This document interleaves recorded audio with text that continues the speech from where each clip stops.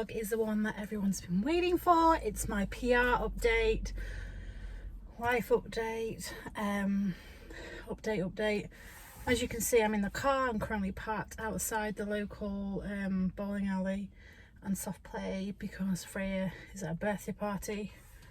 So I thought I'd get a Dairy Queen and then have a little bit of a chit chat, catch up with Mike PR, how things worked, the documents and things. I'm going to run through everything with you. So yeah, let's get going. So I have my iPad because it's been a while. So just so we can kind of get those up to speed that don't know, we moved to Canada in 2021. Nathan had an LMIA, which means I was allowed a spousal open work permit, and the kids were here on visitor records. So Nathan completed a year of work with his company on August 6th, 2022. And at that point we still had really low points. I think it was like 412 from memory. Even with that's a year's worth of work. Nathan's got university level education. He has 13 years in the industry in the UK.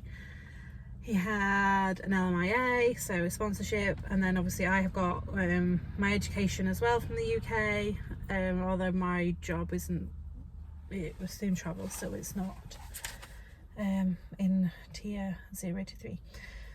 So yeah, with all that being said, that is what he was at. I mean, he's only 34 and he's the lead applicant, so my age didn't come into it. So we had what, 412 I think it was. Yay. So we had to go for a BCPMP. So in the beginning of August we had our application submitted to the express entry, and then towards the end of August we had our provincial nomination application submitted to BCPMP, and we got nominated. In fact, I tell you what, I'll run through the full timeline a little bit further in. So what I really want to talk to you about to start off with is how things went so quickly for us, because once we had an ITA for BCPMP. Obviously everything went a bit ski-whiff with them changing over to tier in October. We should have had a nomination in October, or was it the beginning of November, whatever it was, and then we didn't actually get a nomination for express entry until January. So once we had our expression of our ITA for EE in January, it took us a few weeks to fully submit everything, just because we went above and beyond what they needed to make sure that our application was processed quicker, so they didn't have to come back and ask us for everything. So anything that they did need we provided, and everything that they didn't need but we thought they may need we also provided, which meant that 5 weeks and 2 days from the day that we submitted our full application and we had AOR, which is them accepting or saying that they've accepted our submission for the completed application, we had confirmation, or our emailed confirmation of PR. What is it that we put in? I've got it all written down here, so I'm going to be reading from this because there's a lot and I've got a lot of info read here. So my biggest thing or suggestion is, don't wait until you have an ITA to get your documents together. Get it done before. We were proactive. Everything was done before, even our medicals. Now they have changed things at the minute, so if you've had a medical within 5 years, they will accept that it doesn't have to be within the 1 year timescale. So to be fair, we had an ITA for PMP. We knew we was going to be having an ITA for EE. within the next drawer. So we went ahead and got our medicals done anyway. But if you have had a medical done in the last 5 years, for obviously for immigration purposes, then you can use that up until I think it's October 2024. So keep that in mind. If you know, you can get the points, get your medical done ASAP, and then you don't have to worry about that. So what else did they ask for? So police record checks. Now originally we were told, because this changed last year I do believe, that if you've had a police record check, so an Acro report done within 6 months of you leaving the UK to Canada, you didn't need another one. Nathan had one done 5.5 months before he left for Canada. Originally we thought that, and this is why it held us submitting our full application in, because they changed it I think the back end of 2022. So now you can submit your Acro report if it was done since moving to Canada. So as long as you've had it done and you've not returned back to the UK, you can use that. So I had one done in March 2022. Obviously we moved here in 2021, so mine was fine. Nathan's needed redoing, and obviously of course the UK had to be having postal strikes when we ordered it, so it took longer than we thought, hence why it took, I think it was 4 weeks, maybe a bit more, from our ITA to submitting a full application, because we were waiting for that. So if you are in Canada and don't plan on going back to the UK, get your Acro done now, and then that's done and dusted. Job is a good one. We also had ICAs done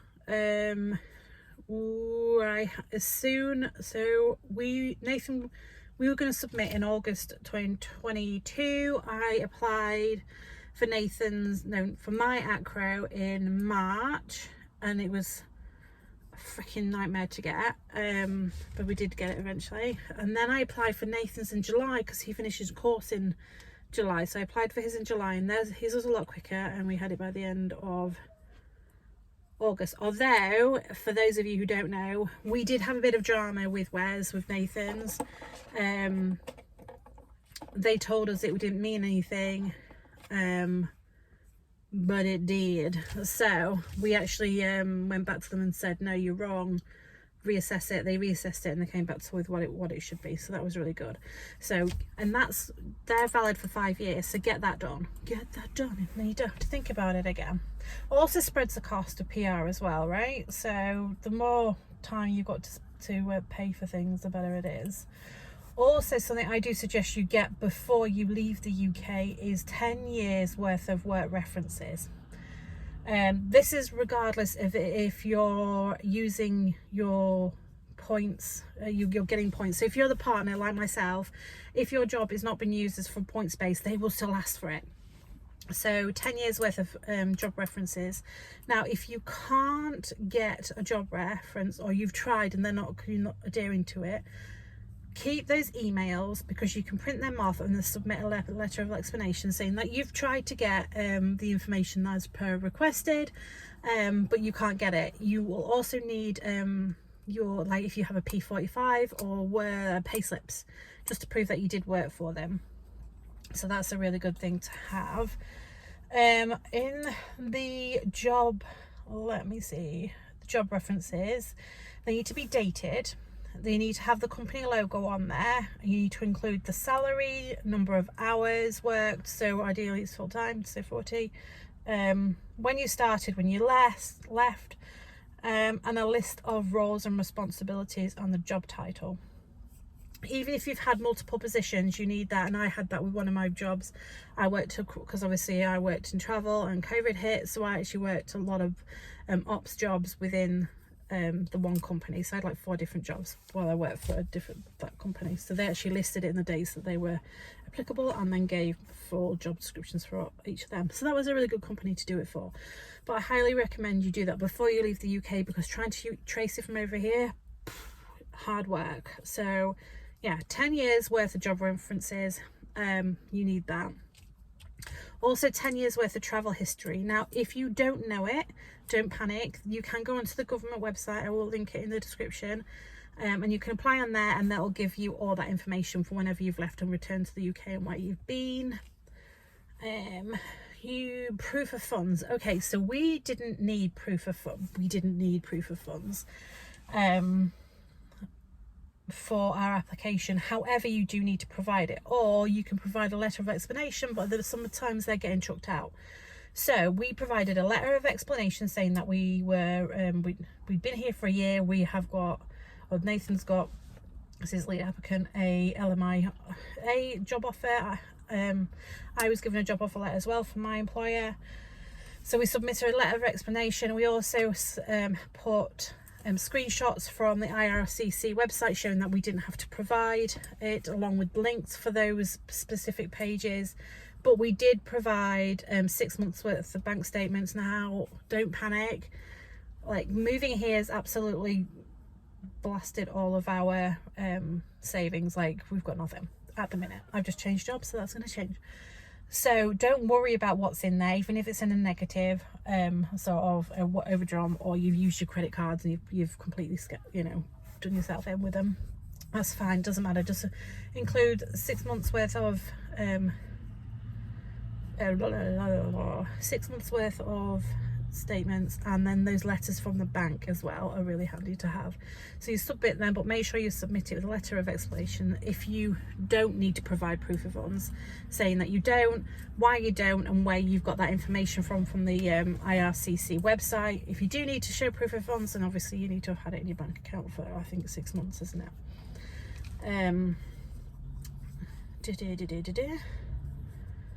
So let me just have a quick read. Statement, 6 months, and bank letters. Okay, there is an immigration format as well for your bank letter. There's specific information that they want. You can get that information on the IRCC. Let me just write down. So I'm going to link in IRCC bank letters info link. What else did I say I was going to link in? Oh yeah, the 10 years travel history link for the UK government website. We work permits, passport info, of course. You need okay, so if you have any relatives that live in Canada, whether you claim points for them or not, you need to provide certain information. So you need to have a screenshot of their PR cards, you need to have their address, and then you need to have proof of relationship. So Nathan had an uncle, so we had to provide his PR card, address, and then we had to provide Nathan's mum's birth certificate and Nathan's uncle's birth certificate as well, to show, I don't know how that, because obviously it's not even, but I think it's to show birth parents. So there you go. As well, to prove that we have a, even though we didn't claim points for it, but you know. You need to provide all your immediate family information. So they ask for names, addresses, contacts, dates of birth, so you need all that. You need your kids' birth certificates, marriage certificate if applicable, divorce certificate if applicable. If you have a child that's moved here without the parent, you either need you need a, whatever the custody agreement is, needs to be a legal thing, or in our case we submitted the right to travel for a non-accompanying parent, and it was notarized. It cost me like £150 for a notary to actually go to his house and sign it, stamp it, whatever, when he signed it. You need medicals. It does ask for proof of vaccination, although that doesn't make a difference whether you supply it or not. Fave isn't vaccinated, not planning on getting vaccinated, that's my personal choice.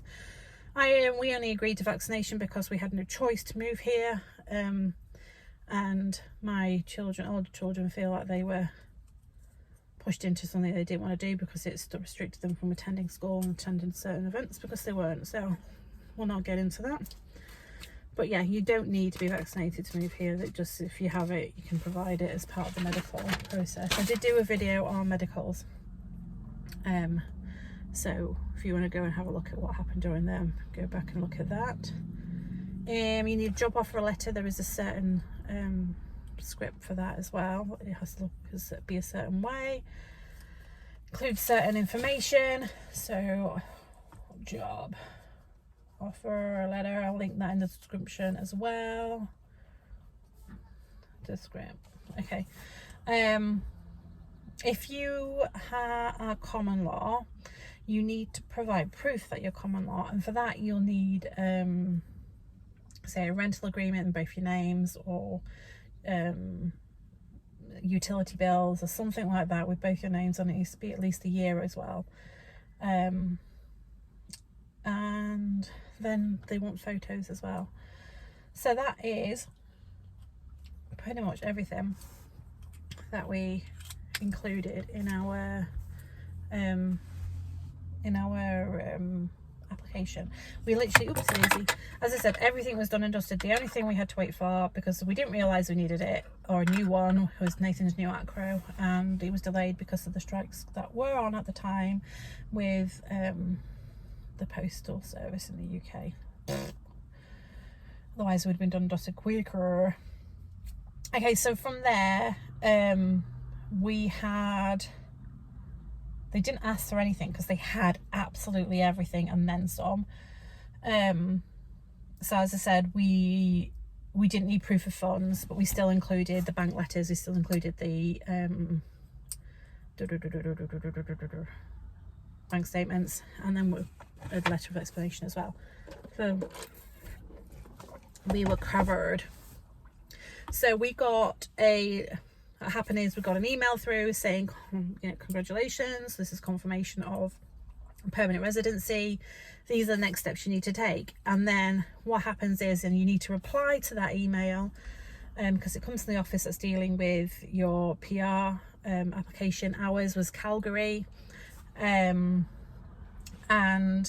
they ask for like certain information because they then set up your PR portal.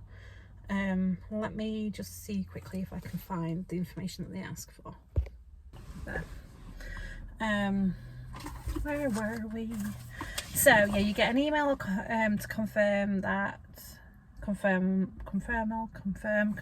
your permanent residency, and set up your PR portal. You need to reply to that email. I'm hot. Let me just turn this on. Okay, and it's like 20 odd degrees and we're at like, I don't know, what time is it? Yeah, turn that off. What time are we on? It's like 5:30, I think, 5:45. No, it's on 10:06. It's freaking roasting. So yeah, so you get an email, you've got to reply back to the email for each individual person on your application with the same information. So you need to provide the full name, the UCI number, which is the number on the permit, so work permit, study permit, visitor record, blah blah blah, the application number, the email preference, which is always, I just use like Nathan's email for everybody to make life easier, eye colour, neck, height, original date of entry and where. Are you in Canada? So when it is original date of entry and where is obviously when you first arrived. If you just remember, if you took an indirect flight, your first point of entry is the first airport you land at. So we flew indirect via Toronto onto Vancouver, so our original point of entry, Toronto, or in Nathan's case Calgary, because he went to Calgary and then on to Victoria. So yes, and then if you're not in Canada, where are you, and when do you expect to land? So that was everything that it asked me. We send that off, they create your PR portal and so your logins, and they'll then reply back to you in a couple of days with the logins. From there you need to go on to the portal and do your declaration. So I think it was like, we're in Canada basically, confirm that you're in Canada, confirm your address,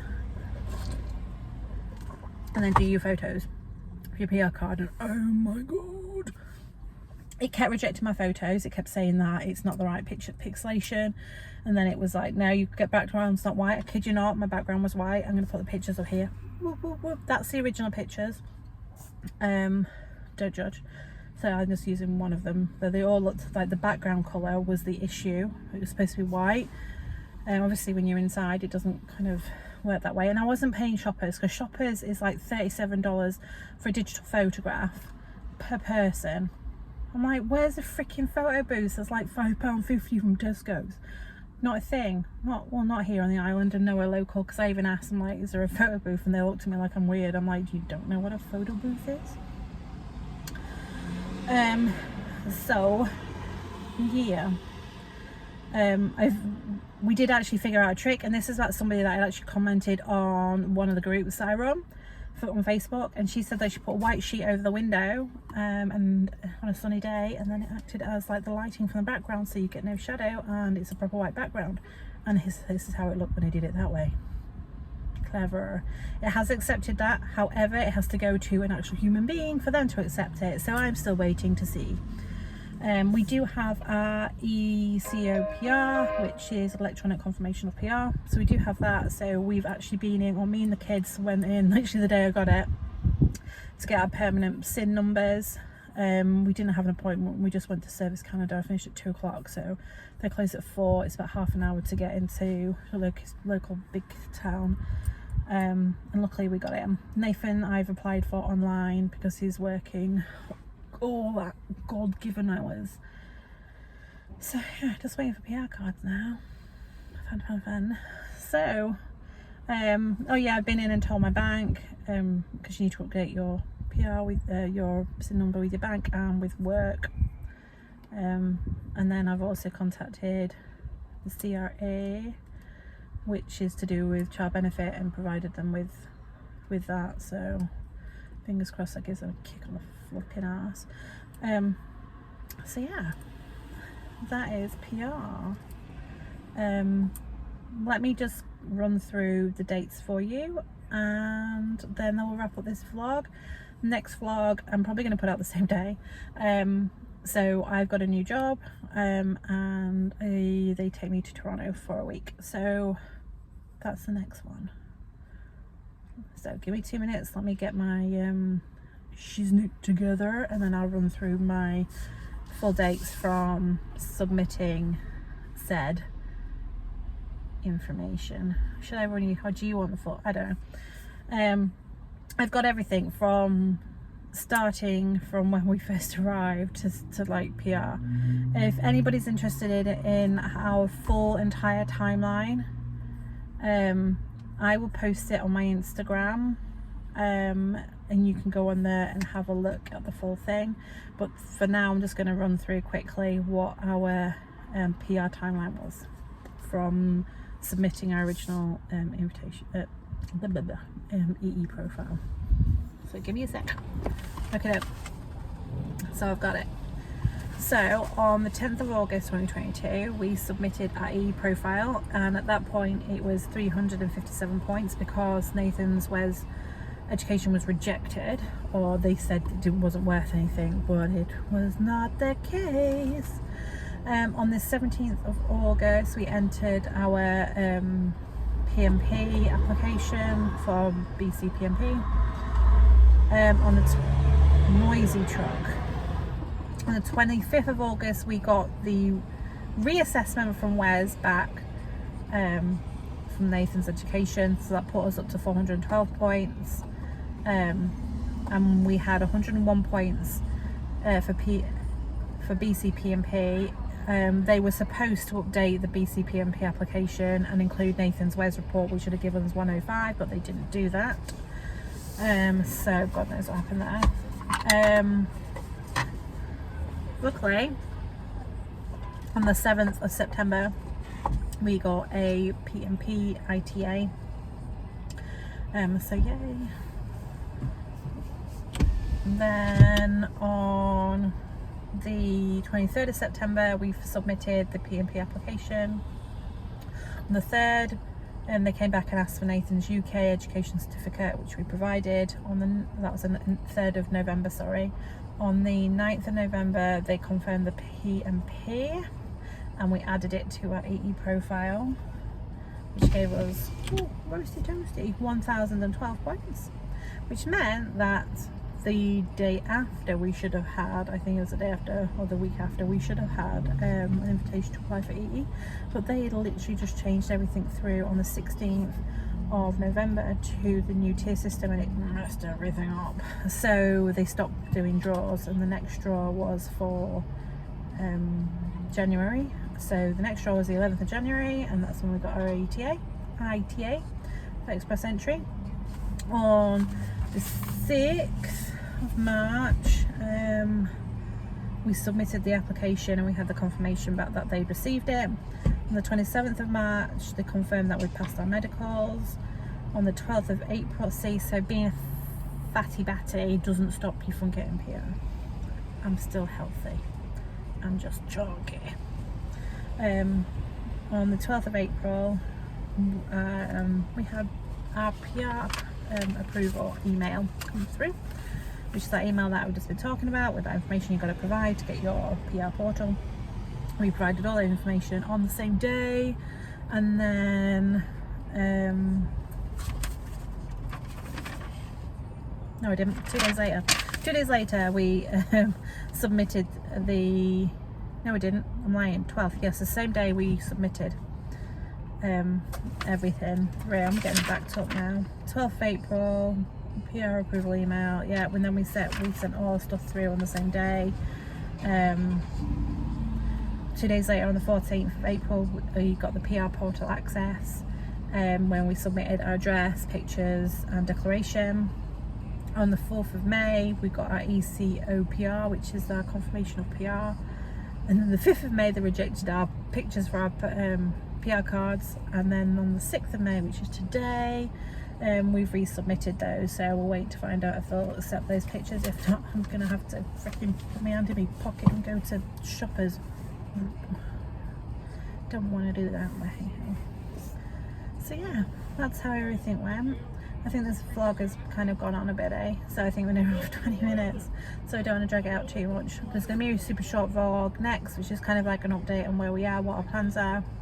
You guys have already got an idea of what we're doing, or possibly doing, so I'll update you there. And then obviously and you're going to see a bit of me in Toronto and my new job. So I even take you to my offices, and we're in the financial district in Toronto, and we are in a big flipping skyscraper. Anyway, I'll talk to you about that in the next one.